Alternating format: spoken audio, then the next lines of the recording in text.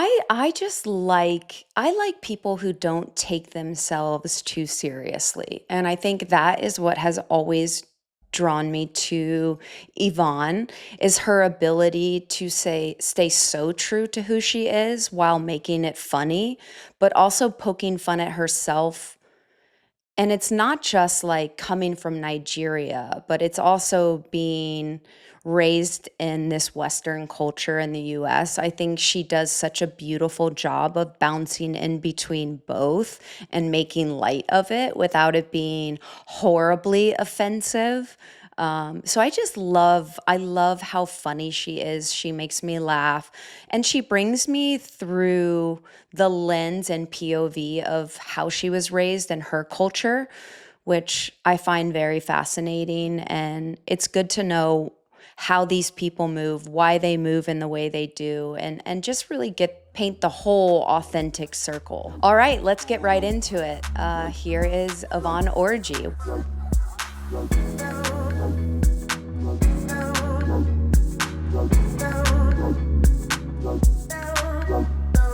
Today on Wide Open, I have someone who's as funny as she is fearless. The one and only Yvonne Orji. You know her from Insecure, from her stand-up specials, from her book Bamboozled by Jesus, and of course, from hosting dating shows where parents find love while their kids watch, which honestly is already more drama than The Bachelor could ever handle at this point. But we're talking about her love for tennis, growing up in Nigeria, surviving an all-girls school, and why her Nigerian parents still think she should have been a doctor. We're diving into modern dating, the good, the bad, the ghosting, and trust me, we laugh a lot. She's brilliant, she's bold, she's beautiful, and possibly the only person in Hollywood who could actually talk about Jesus and dating apps in the same sentence and make it make any kind of sense. Let's go into it. Welcome to Wide Open and our guest, Yvonne Orji. We've been waiting for this, actually. Let me make sure I'm still on sleep. Yes, I'm on sleep. Don't bother. My niece was approving my look. They just landed in Ghana. And she was like, Auntie Yvonne, she's 5. Auntie Yvonne, where are you going? I was like, I'm going to the next room, but I have a podcast. She was like, you look gorgeous. I said, affirm me. Things I want a man to say to me. She was like, you look gorgeous. And then I realized why she was butting me up. She's like, are you coming to Nigeria this year? Because I already have an Amazon gift list of what I want. I said, oh, hold on. Oh, yeah. Absolutely. I Start love them that. young. Start 'em Apparently. young. That sounds like my daughter. She was like, great, it's your birthday, but what did you get me?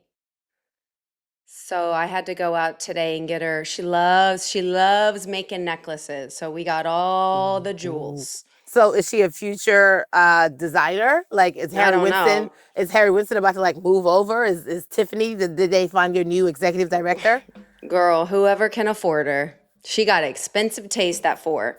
I feel like she's my spirit animal. Thank you. Yeah, I wonder where she gets it from. Yeah, as you're bling bling, every time I come around the center, bling bling, I see you. I'm so happy you came on. I fucking adore you. And You're you the make me best. laugh. And you know what?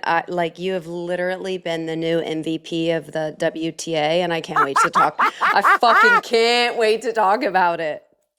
Let me tell you right now, I'm on somebody's roster, baby. Okay, I'm on a roster. I thought you were already an athlete at this point, like certified hype woman. I mean, I see you at every major tournament. I'm like, there she is. Get it. When I tell you I'm so African, I don't know how to have like a regular hobby. Like most people are like, oh, I enjoy tennis. I'm like, how do I dominate the sport? And they're like, do you play? Don't worry about it. But how do I dominate the sport? But you always look good.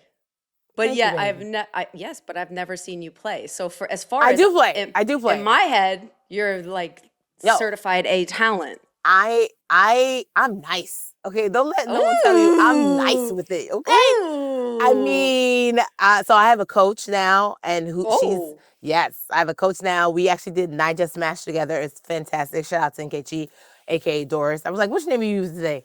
But she was a former player, so yeah, I got the best of the best. Well, you've already jumped right into it. I'll do an intro later because I just have things to ask. I mean, if people don't know who you are at this point, girl, they need to be slapped upside their head. So So I will sweet. do the intro later, but I have to know, like, what is it about tennis that you love so much? Like, what drew you into the scene? Because you are, like, I know, MVP hype woman of the Women's Tennis Association and certified baller, and now that I know you actually are coached, and I mean, are you pro now? Like, where did this start? Like, when did this become a thing? So a ting, a A small ting. thing. Yeah. Okay, so here's the thing. Um, I I'll take you all the way back and I'll bring you forward.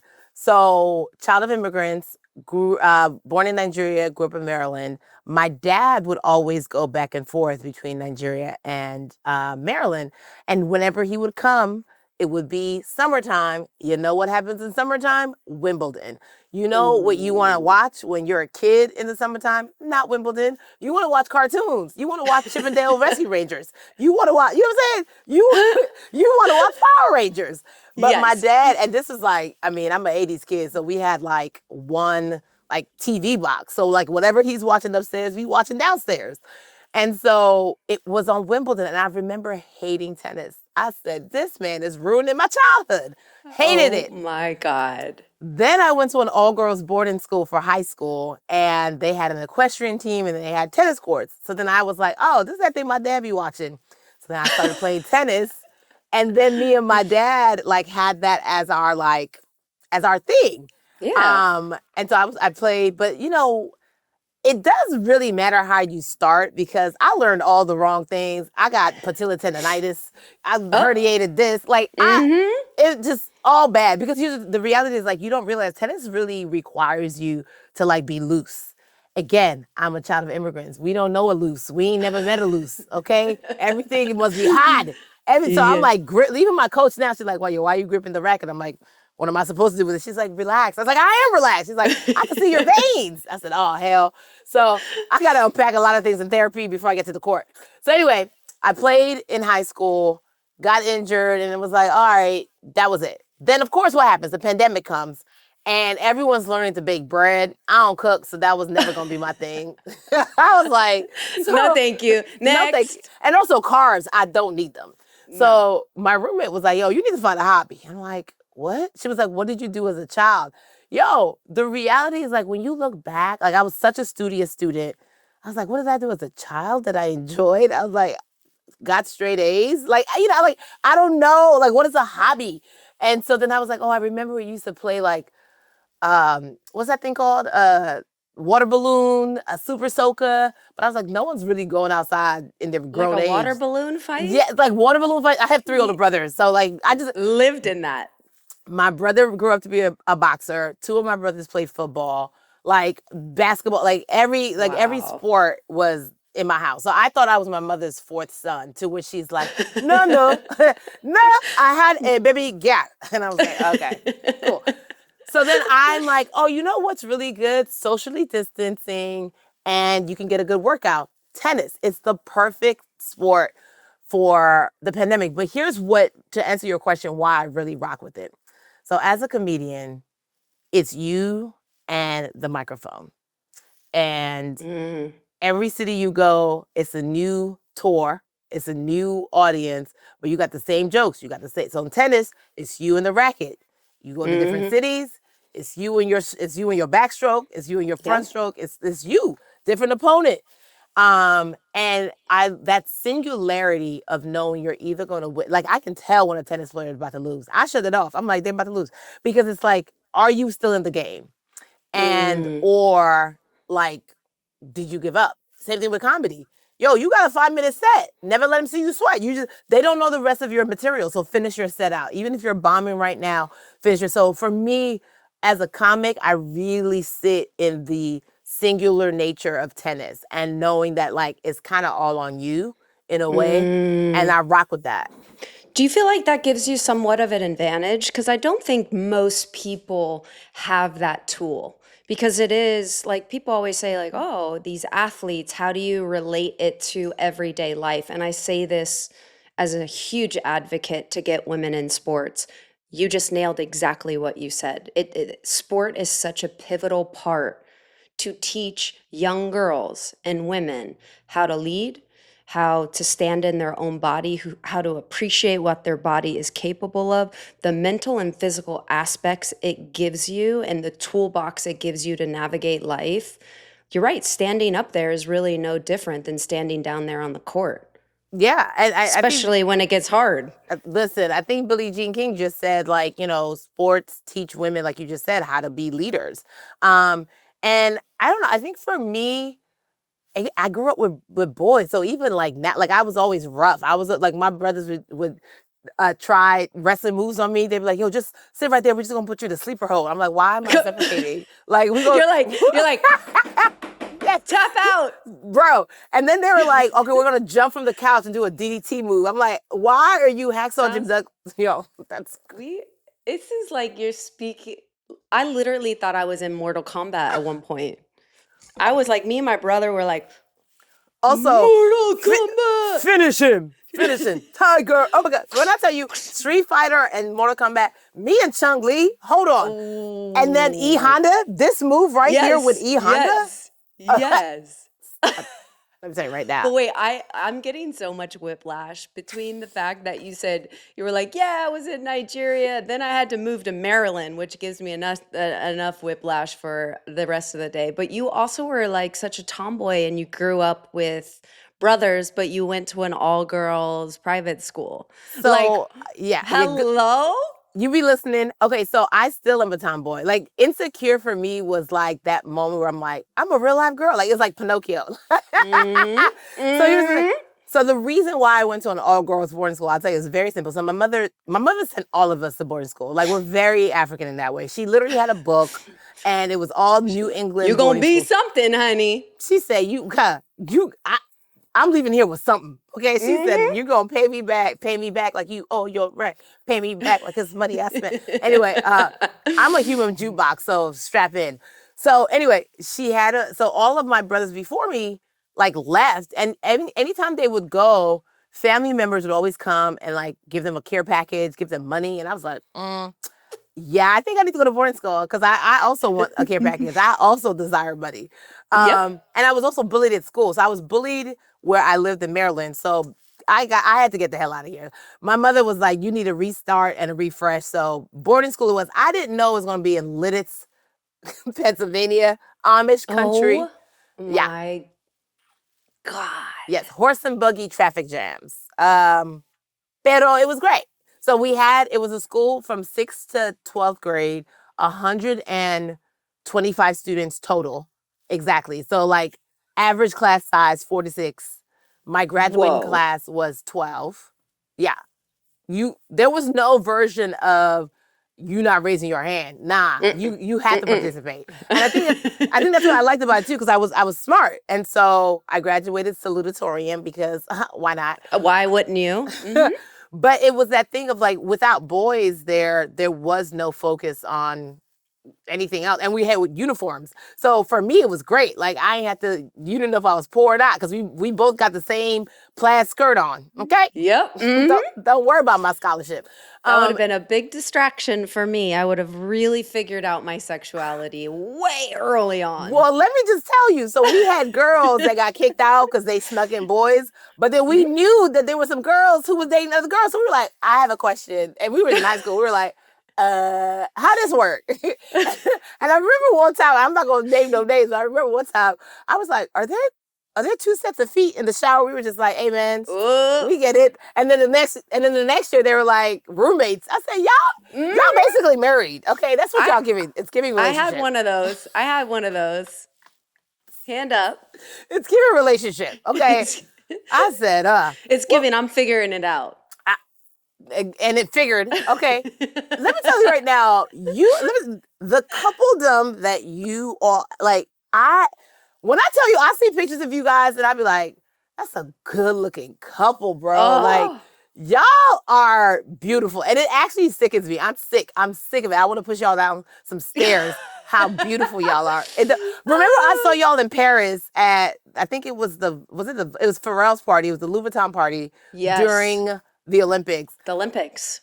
And I just was like, I saw all of the pictures that we took, and I was like, I don't like these people. I don't like them. Because you had this orange outfit, like it was like a bolero. You looked like it was a sombrero, like you were about to do a really sexy bullfighting, okay? And I was just like, you know what, God.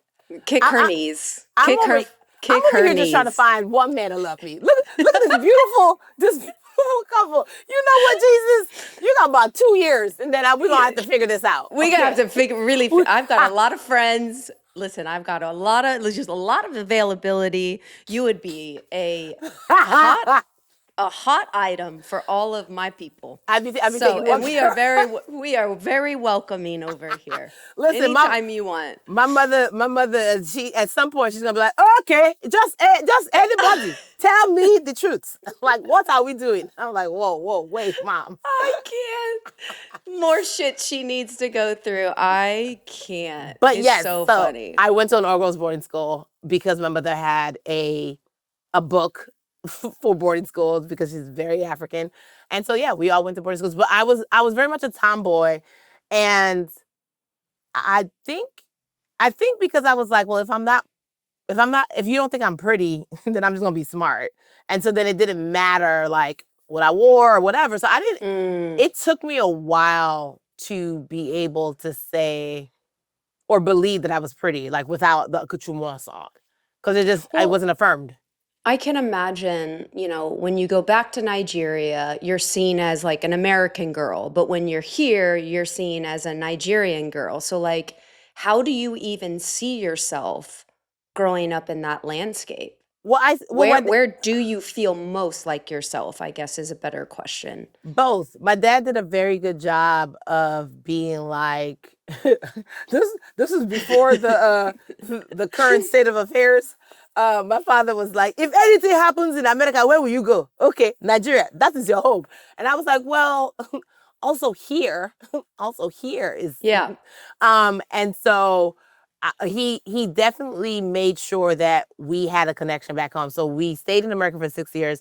And then when I turned 12, we were going back home for summer vacations, winter vacations. And I remember my oldest brother, he spoke pidgin English. And so when we would go to the market. What is that? That's like, a form of pidgin. It's English, but it's like, when you go to market, you can't just be speaking regular English. You have to speak pidgin English because then somebody will haggle you and then they'll steal your money and then you'll just be there like, what thing happened? So great, I can't wait for you to take me. Because I think I'm going to confuse the fuck out of everyone. And I'm into it.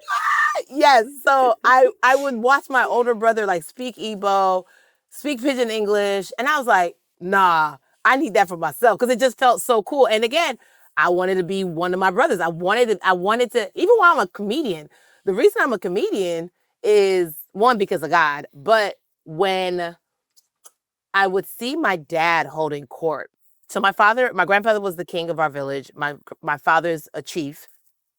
Wow. And so in our compound, he would just have like chairs in a circle, bottles of Gulder and Star, maybe some Moet, like they're just kicking it. We had like a ram barbecue, like whatever it was. Like he just had his guy friends over. And my dad has this belly laugh, like it comes from his big toe, okay? It's like, it reverberates through his body. Yeah. And I remember just sitting around as like a kid and just being like, I want to hold court. Like I didn't know I was going to be a comedian because the reality is I was silenced so much as a child and as a youth. And then God gave me a microphone, which surprise. Yeah, I got things to say. Right? But in that moment, I was like, man, when I did become a comedian, I was like, I need to channel this energy. So I never felt like I'm a girl. I hope you take me seriously. I was like, yo, what up, dog? Like, what's good? What's popping? But when did that start, though? Like, when did you, like, when was it like, aha, this is it. This is my microphone. This is my future. This is my career, and I'm good at it. Like, when was that? Because you Mm. say that lightly, but Yeah. like what people may not know about you is you're highly fucking intelligent. Like you have a master's Yeah. in health, right? Public health. Yeah. Public health. Like all of a sudden you're like, bye, Well, you know psych, what? psych. I think the best comics are also the smartest comics because like the jokes you can't see coming are like mwah, chef's kiss. Yeah, so true. But here's the reality is I was going to be somebody's really bad doctor. Like I knew I would have like very good bedside manners, but the actual practice of like I don't like blood. Like I was telling somebody the other day, I was like I don't like blood so much that every 28 days I'd be like again? What the hell? How many eggs do I have? Jesus. Like it takes me by surprise. I'm like Yeah. So anyway, how it happened, I was getting my master's in public health because I think I knew at some point I didn't want to go be a doctor, but I didn't know what else I wanted to do because I had spent so much time taking STEM. Like I was in, math, science, etc. So I was like, it's going to be a hard pivot to do anything else. So let me just go get my master's in public health. That's like in the same realm. And what I liked about public health was it was more focused on people and traveling and like how do we help people make better health decisions, but also take into account all the barriers for them to making those decisions. So you can't just go into Kenya and be like, you should be getting vaccinated or you should use a mosquito net. They're like, what?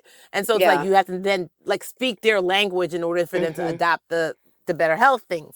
So I like that. I was like, because I like people. Again, Ashley, when I tell you, I did not know that there were celebrities that did not like people. I was like, what? How does this work? Oh, like, yeah. I had no idea. Yep. Like in my mind, I'm like, if you're going to be if you're a public figure, like this is part of it. But I think because I grew up without friends, I think I genuinely have a heart for like people and like making sure everyone feels connected and making sure people feel seen and heard. So I think that maybe that's my thing. So when I became a public figure, for me, I'm like, hi, how are you? And then I have friends who are like, man, like, can we go? I'm like, can we go? That was us in Paris. You couldn't pull us out of that dinner. We followed each other everywhere. We were like, we were the last to leave. We were like, of course. Like I was like, everyone I gotta get. We were like having this dinner. I was like, I gotta get up. I gotta go see this. These are the girls. These are the homies. We got track and field to go watch. We got things to do, right? Yeah, it was all the things. So anyway, so I'm getting my master's and one of my brothers comes to me and was like, would you ever do a pageant? And I was like, what that mean? And he was like, yo, my friend is doing this pageant. And I think, again, I was still like, I want to know if I'm pretty. Like, it sounds so crazy, but I was like, I want to know if I'm pretty. And it was the Miss Nigeria in America pageant. So it was very specific. So I was like, I'm Nigerian and I'm in America. Cool. I'm about to dunk on this. This sounds very on brand. So anyway, what happened? So I didn't know that much about. I was like, oh, I'm pretty certain I'm going to need like a swimsuit and like a formal gown. That was it. Well, 2 weeks before the pageant, they hit me up. I done already sold tickets. I feel like this is a shoo-in. They're like, what's your talent? I said, oh, I don't really have one. They're like, well, anybody who competes needs a talent. I said, well, you should have led with that. I wouldn't be competing. And I'm like, I'm African. Y'all know we don't, like in my mind, I was like, we're African. We don't have talents. Our talents are making straight A's. And they were like, nah, sis, you got to figure it out. So one thing about me, I can let myself down sometimes. I can't let other people down. Like if I know you done already bought tickets, I got to figure this out. So I got saved freshman year of college. So like became a born again Christian. Like I was raised Catholic, but then like literally I thought I was about to be out in these streets. I was about to be on a stripper pole. And problem is my birthday's in December. So I started school when I was 17. So essentially God was like, oh, okay, you thought you was gonna be outside? And in my mind, I was like, when I turn 18, I'm about to be doing this, that. God was like, well, I got 3 months to get her. And he got me. He got me in them 3 months. And I was like, well, then, and that's how I got bamboozled by Jesus, how God tricked me into the life of my dreams. There it is. But anyway, so I was just like, I really wanted to be pretty. And so, but then they wanted me to have this talent. So I'm like, all right, hey God, I'm in my master's now. So I've been rocking with Jesus for a couple of years. So I'm like, hey God, it's me. So you heard what they said. This is crazy. Help. That's how my prayers go. Like people be like, Dad, what's that? Now my prayer be like, yeah, well, what up, Dad? What are we gonna do about this? Because this is crazy. And so I'm praying to Jesus. And before I even get up off my knees, before I even finish the prayer, I hear, do comedy. And I said, no. Cause are you crazy? Like that doesn't make any sense. Like God, I don't like being rejected. I was rejected half of my childhood. If you're not funny as a comedian, guess what they do? They boo. You know what that is? Rejection. Ooh. And then I'm gonna be performing in front of Africans, which is even worse, because they won't just boo. They'll just be like, whose daughter is this? Please get her off the stage. Nonsense. Like oh my God, mortified. And so I'm pleading my case with God. I'm like, hey God, da da da. I'm thinking He's gonna be like, you right, daughter. I didn't know what I was talking about. God was like, either you're gonna learn to trust me or you won't. Mm. And that was it. Conversation was over. Where'd you go? He said, I'm not going back and forth with deuces. Bye. Basically, Figure it out. Jesus said, I'm not going back and forth with you. Okay. I'm living my best life. And so I, at that moment, had to figure out, am I going to learn? Am I going to trust him like I say I do, or I'm not? Mm.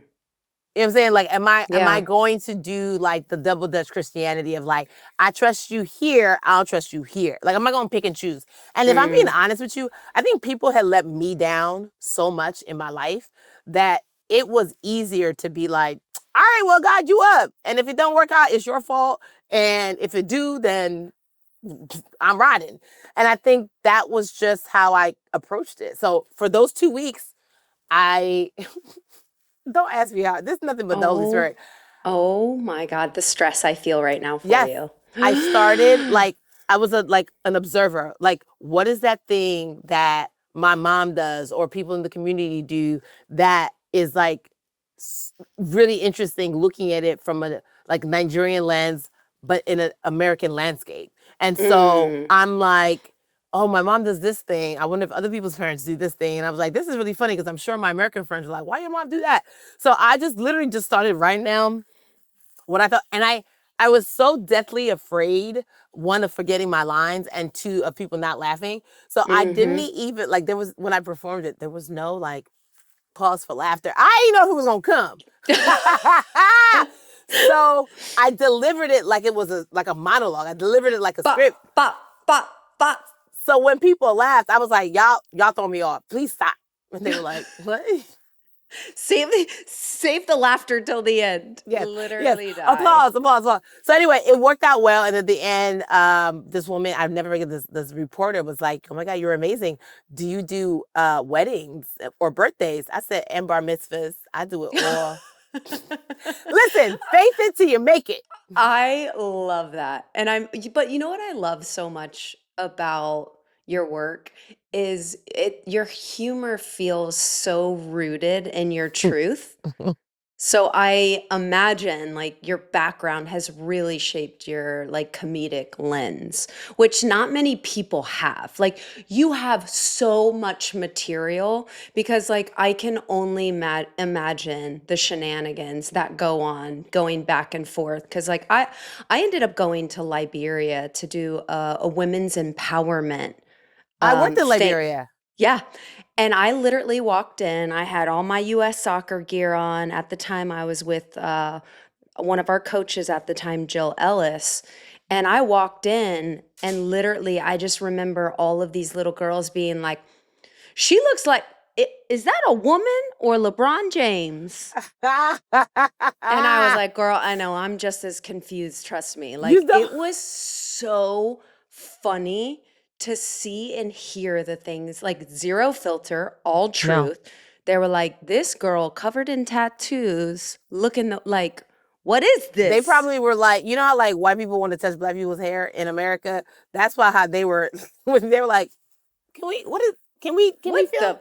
Yeah, no, I worked, so Liberia was where I went.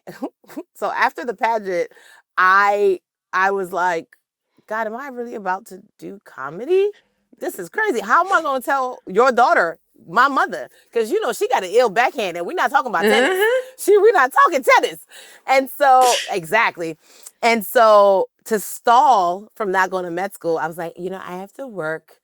I have to work in public health. And like Liberia had just finished the war.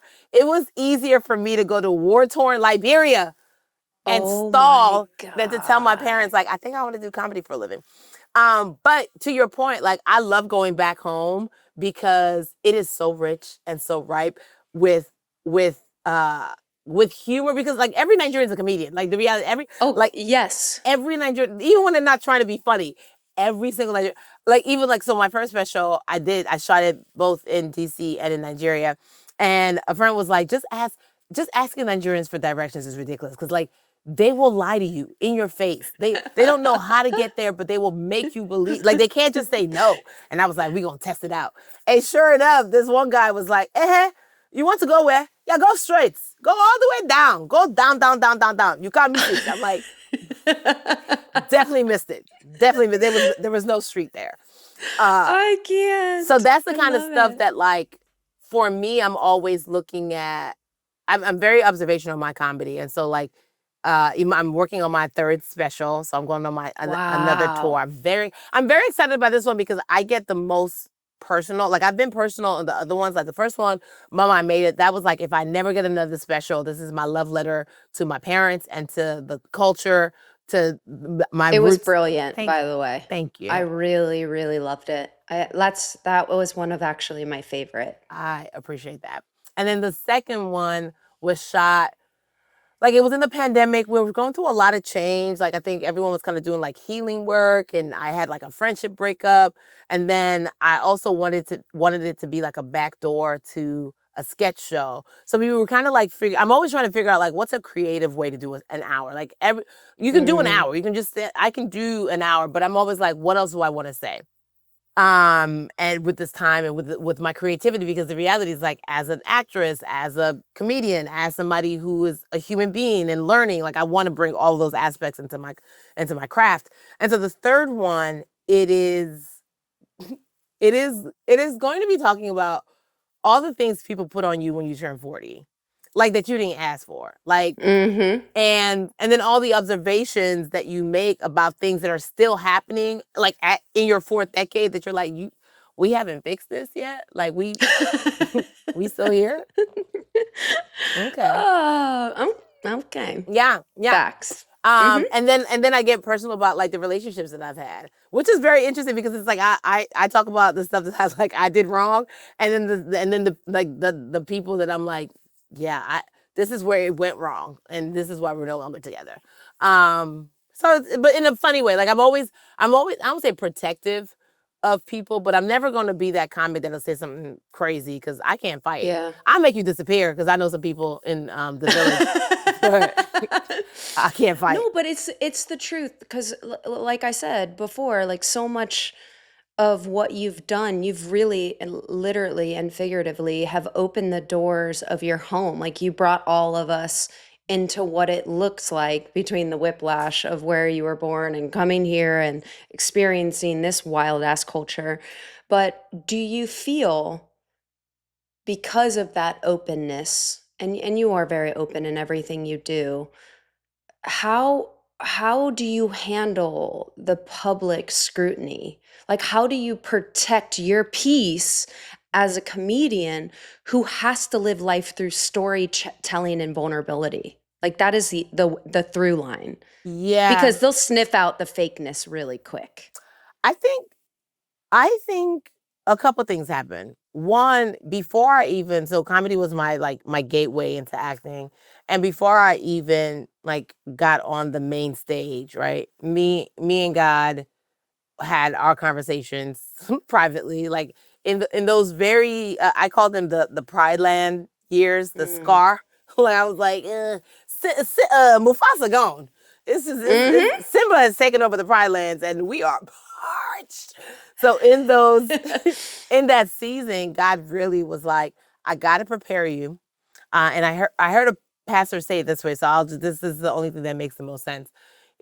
She said, if the spotlight shining on you is greater than the light shining in you, then the light shining on you will kill you. And yeah, I'm gonna let that marinate. Wow. Yeah, because I think a lot of people are like looking for the spotlight. A lot of people are like, yeah, shine, shine, shine. But if like the light in here is hella dim, then that light is gonna be so bright, it's gonna burn you. And I think when I was hidden, God and I, we were like, all right, so who are you gonna be? What does integrity look like for you? What does being a person of high character look like for you?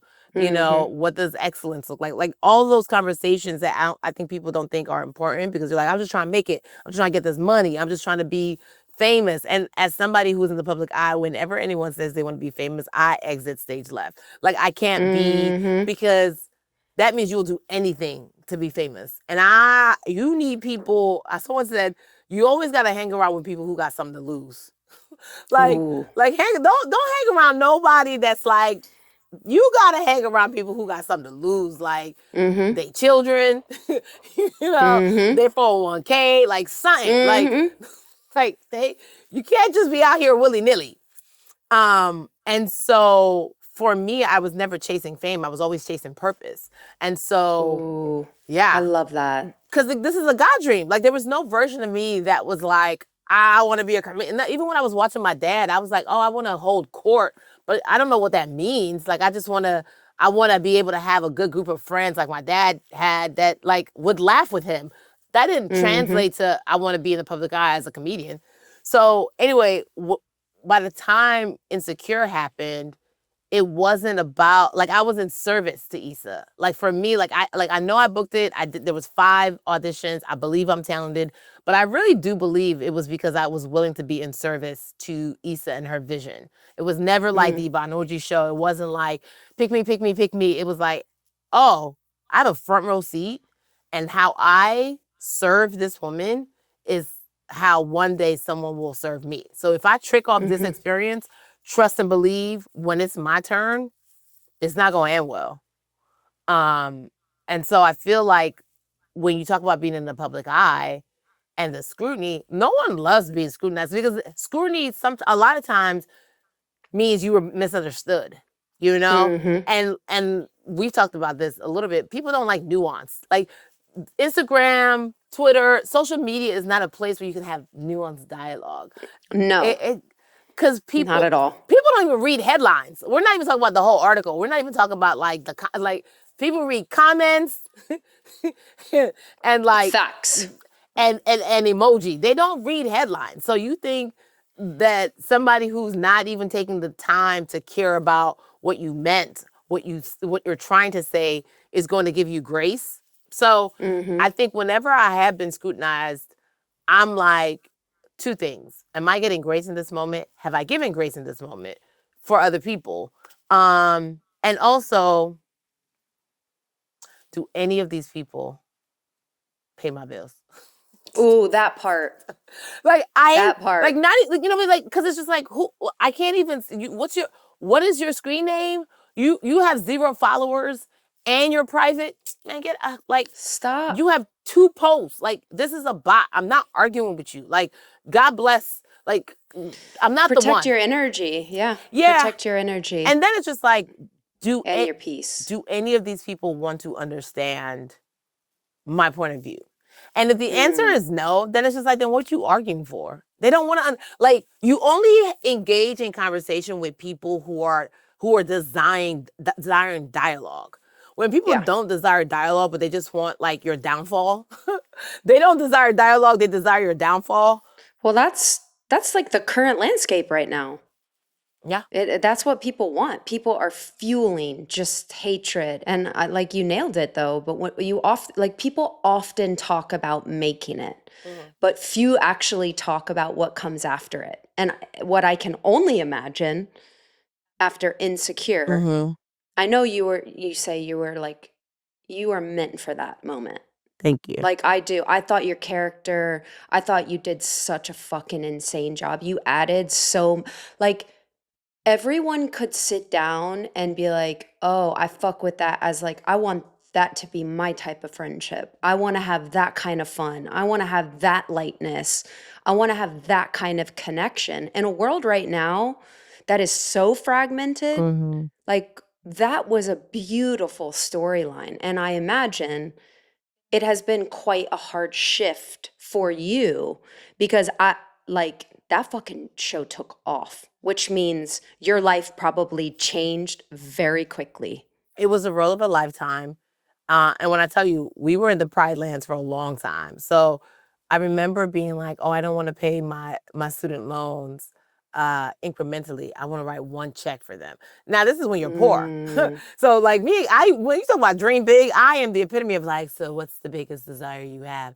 Like, and I just like, God, I want to write one check.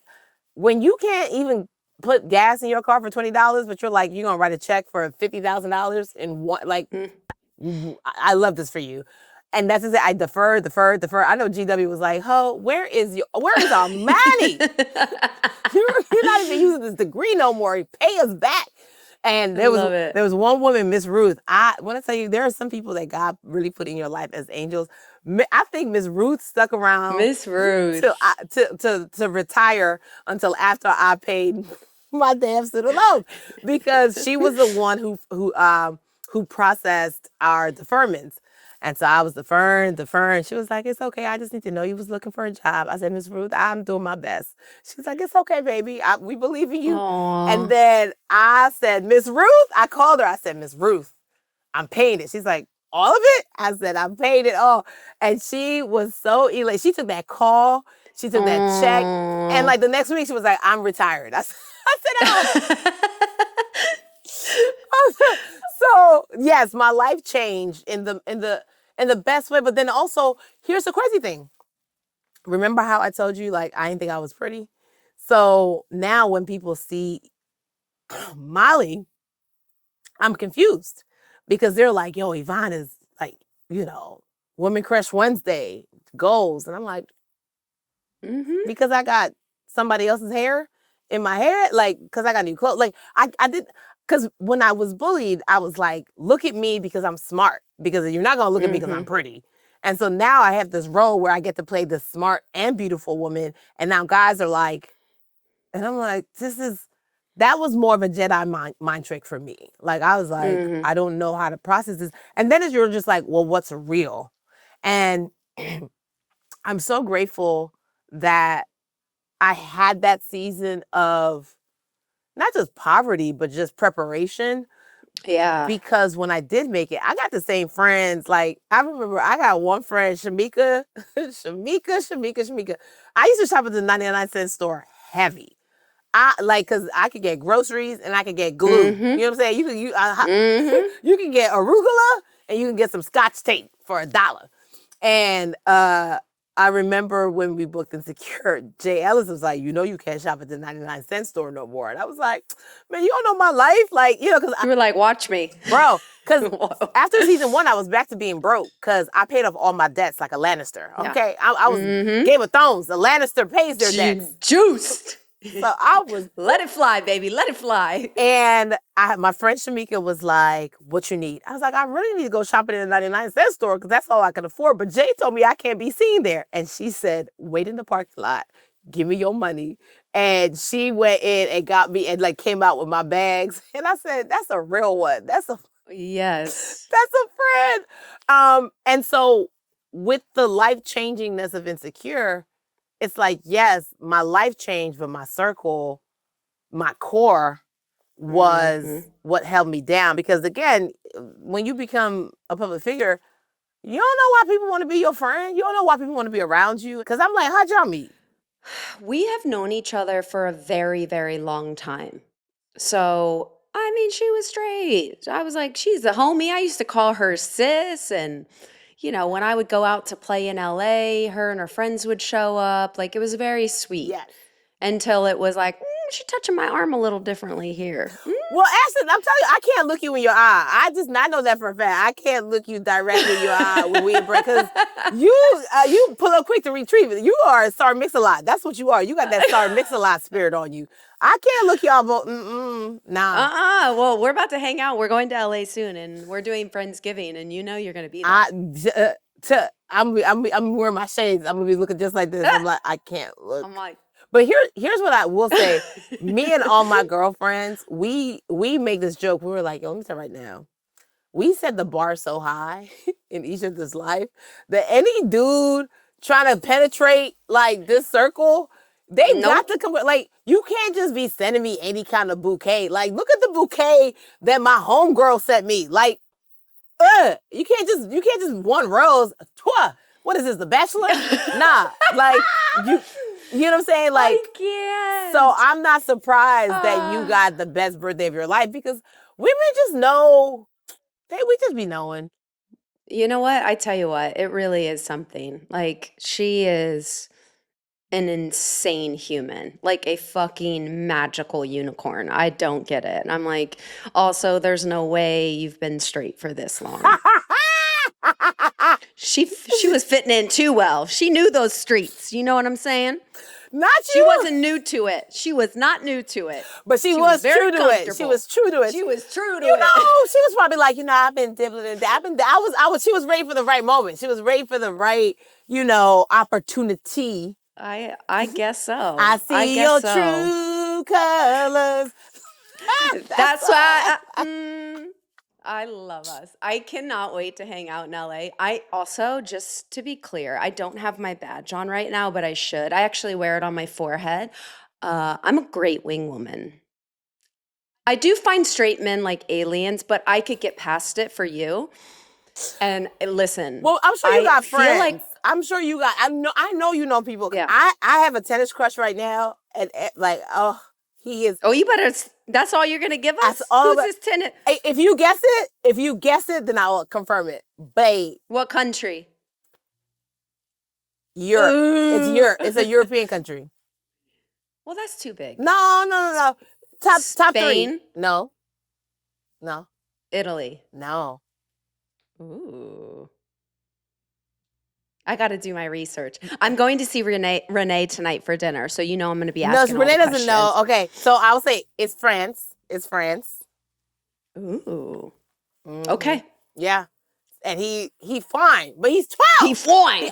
Fine. Like, I see him and I'm like, No, it's beautiful. God did his big one with that one. Took his time, but again. So you need to stop spending all your time at the women's tennis tournaments. And we need to start. I be at both of them. I'm a fan. Yeah. I be at both of them. Like, I just hosted the women's, the fan experience at the women's. But trust and believe, I was at the Australian. I was at women. The only one I haven't been to is Roland Garros. So. Ooh. Whoever wants to sponsor. So that's where we're going next. Yeah. I'm always living through you. I'm texting you all the time at every tournament. I'm like, hello, did you forget the invite? You're like, are you feeling there? Left out? It's okay. Of course, it's all right. We're gonna do it together. But yes, he is French and he is a great player. Fine. I love talent. I love it. I love talent and smart. You get me a man that can expand my world. Like, I never thought about it like that, or I never knew that this world exists. Yes, I'm sold. And then kind, considerate, passionate, chivalrous. Better check all the boxes, honey, because you're coming through me. Listen, and heal. Don't tell me you've done your healing work. Don't tell me you got a standing appointment with your therapist. A what? Yeah, very sexy. Well, you did say at the beginning, you're working on a new comedy. Which I'm so excited about. I'm like really excited about this one. Like, cause you're all gonna be like, Yvonne, you're an absolute fool. Like, there's some things that I share that you're gonna be like, ma'am. If I'm calling myself a fool, I know and there's also gonna be like shade because I talk about something that I did. And everybody that I tell the story is like, why would you do that? And I'm like, I know, it was stupid. And I don't know how to fix it. Oh my God, I'm obsessed with you. But you've really checked so many boxes. You've been in so many arenas. My question would be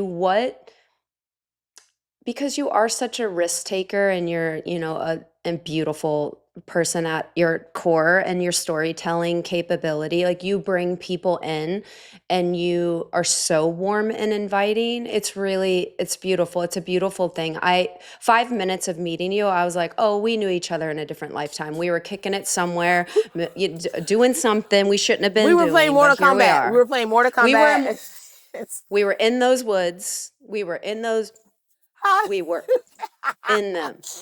What I would say this, for someone who has done so much, Mm. what is one box you haven't checked that maybe you haven't had time or you haven't had the energy, you haven't had the opportunity? Like, what is one thing you are really, really excited to do you haven't done yet? That's a good question. Love.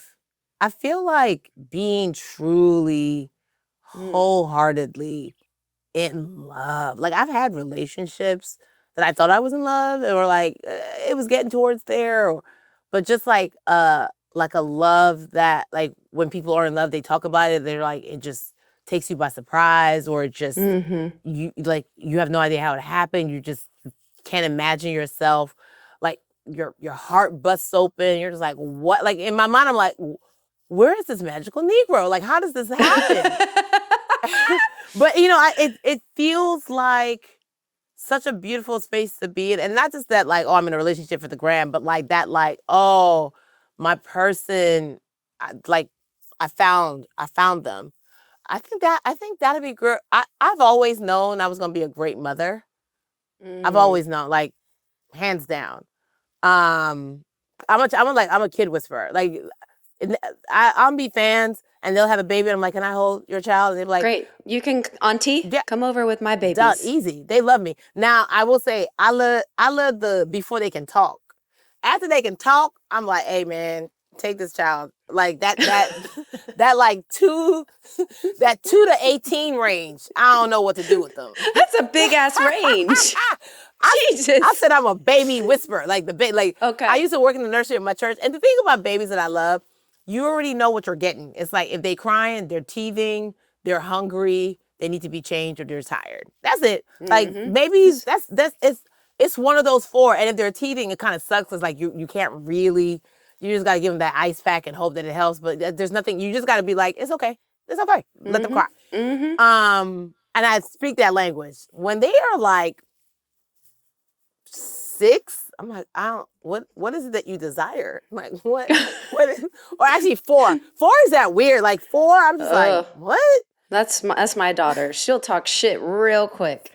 She'll be like, she'll tell you the truth real quick. And you know what? I feel like no one breaks your soul like like a 4-year-old, like 4 to 5-year-old child. And I'm like, I've had my soul broken already in life. I don't think I want to do it with somebody that I can't also break their soul back. You know what I'm saying? Like I can't be over here like, what you say? That's why your breast. Like I can't do that. I can't to a 4-year-old. Exactly. I was a snitch. I don't know. Were you a snitch growing up? I was a snitch growing up. So. Oh, I blamed everything on my older brother. I could do that. That was Chris. I don't know where that came. Oh, that was Chris. Well, not even blame, just like snitching. Like it wasn't blame because I didn't do it. I just knew who did it. So I'm like, it was them. Before anyone even asked, my mother would like jingle the key, the door would open. Mommy, this is what they did while you are gone. They were upstairs, check underneath the bed. Like I'm a op. I was a op, bro. Like, listen, if it's me or you gonna lose. You gonna lose. It ain't gonna be. I told you, my mom had that backhand. I was not fitting to be interrogated because you know what they would do. She and my dad, before somebody would like confess, she was like, all right, if they could be FBI agents, they would be fantastic at it. So they would line us all up, and they'd be like, okay, I love this. Everyone, bring out your hand, and you're just like. Why am I about to get beat for somebody new? Nah, man. So they had the ruler, they had the spatula, whatever was wooden. And so I'm like, I'm not getting beat for y'all. So I would look at one of my brothers like, somebody please confess. So one time they called my mother Joe Montana, and here's why. Here's why. And it was my fault. Listen, I know how to take the blame. So I remember my mother wanted somebody to go to the mall to like put her Macy's bill in. And the mall was like down the street. So it felt like a rite of passage, like, oh, Mom, I want to be able to walk to the mall. And she was like, okay, she had told me I could go. But then my brother was like, Mom, I'll go. And I'm like, no, you're not going to take this away from me. I'm going to go to the mall. My mom was like, no, your brother's older. Let him go. I'm no. Yeah. So in our house, the dishwasher was just a drying rack. I still don't know how to use the dishwasher to today. Like, I don't understand the dishwasher because we were the dishwashers and we would just put the plates in the dishwasher just to dry. And so we were in the kitchen. My mother was sick and tired of telling me I wasn't gonna go to the mall. She grabbed the spatula, and I'm not like she did a hut, and the pull back was so, like I saw it in slow motion, bro. So I dove like no. When I tell you that joint clipped, No. my mother's perfect aim, and that joint clipped my jaw. I said, like fell on the floor. Yo, my brothers called my mother Joe Montana for like a whole. For that, it never changed. Actually, she still probably has that arm. Like, give me a break, bro. It was the way it latched. It was a perfect like. She threw to the spot. Okay, she threw to the spot. She knew I was dying, but she threw to the spot, and the. You are an absolute dream. I could sit here all day with you and laugh my ass off, but I am holding you to it. I'm coming in November. I will probably be celebrating a friend's 40th birthday in La República Dominicana. Ya tú sabes. You're all over the place. Let me swap my life with you, please. I think you have a great life. I'm sorry. I do. I have 0 championships. I have 0 championships in my name. You've got more than championships, honey. You got more than championships. Listen, you got championships and cheekbones. You got that should be the name of the podcast. Championships and cheekbones. Cheekbones. Okay, that's my new nickname. So forever, I'd love for you to call me Cheekbones. Okay. Champion cheeks. Champion cheeks. Champion cheeks. But I adore you, and keep calling in good energy because you are electric. You are such a beautiful human. I literally wish nothing but insane abundance for all things you want. And I'm a great wing woman, and I will be there every step of the way. I have a lot of athlete male friends who hopefully are of age that check all the boxes. I want you to text me if you think you know who I'm talking about.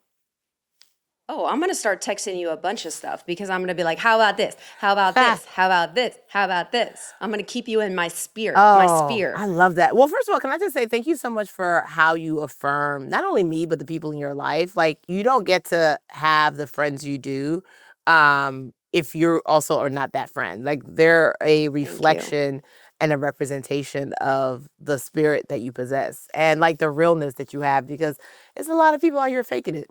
But you don't phone it in. You're very genuine. You're like, even when the DMs, like, it's just like it's so affirming, and I appreciate that. And that's why I was like, yes, we're gonna make this happen. Thank you. You're such a sweetheart, and I appreciate you being on here. I can't wait till the next special because you make me laugh my ass off, and I can't imagine what type of material you're gonna dive into next. Actually, you're gonna hit me. Well, I'm gonna be doing a tour, so you're gonna be there, but you're gonna come back. I'm gonna be there. You're gonna come back and be like, "Woman, why the hell did you?" And I'll be like, "I didn't know any better." I'm gonna be front row. And I know you're gonna start poking some fun at me too, because I'm gonna be part of the whole skit comedy theme. I'm bringing you up. I'm a target. Take it. I'm bringing you up. I'm like, yo, she said she got a high five. Well, I appreciate that. I appreciate you taking the time. Thanks everyone for tuning in and listening. Yvonne, you are an absolute gift. Everyone, stay tuned for this new comedy special that hopefully, do we know when it's coming out or when you're going on tour? Like, what do we have anything you can give us? We're going on tour next spring. I definitely want to shoot it in London, so it may be right after Wimbledon. Well, thank you so much for coming to hang with us for this hour, and thanks everyone for tuning in to another episode of Wide Open. I'm your host, Ashlyn Harris, and I will see you next week.